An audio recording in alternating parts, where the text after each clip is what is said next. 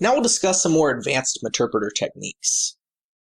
So after running our exploit with our meterpreter payload, we'll use the sniffer function to sniff traffic going to and from a particular interface on the target system. So enter the command use sniffer to load the extension, then the command sniffer underscore interfaces to list the different interfaces on the target system.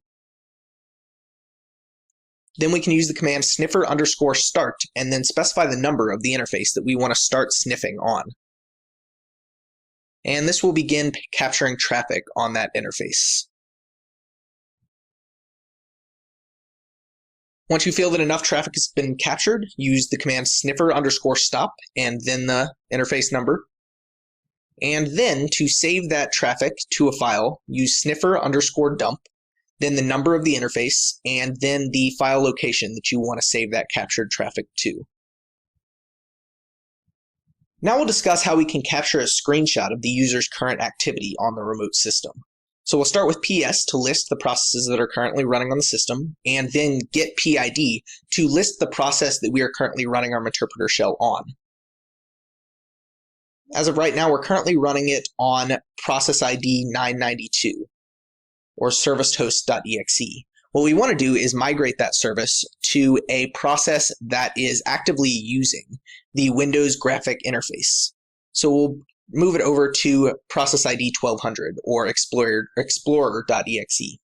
So we'll use the migrate command and then 1200, the process ID that we want to migrate it to. Then use the command use espia to load the extension,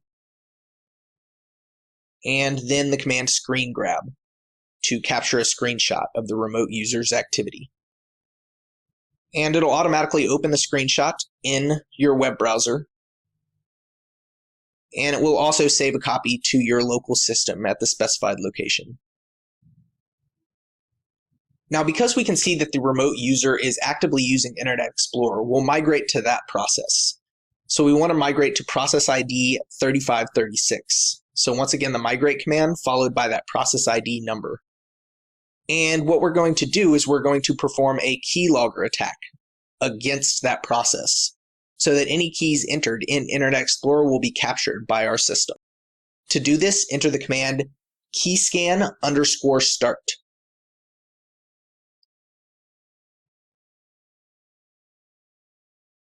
And this will start logging the keys.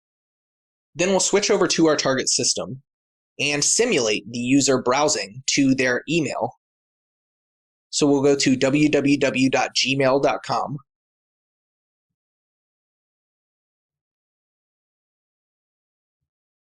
Then have the user enter the username naivevictim@gmail.com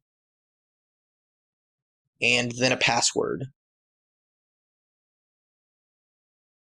Then if we switch back to our meterpreter shell, we can then use the command keyscan underscore dump to see the keystrokes that were performed. And as you can see, we have the URL that was browsed to, the email address, and the password for that email address. So those are some more advanced exploitation techniques that can be used in a meterpreter shell.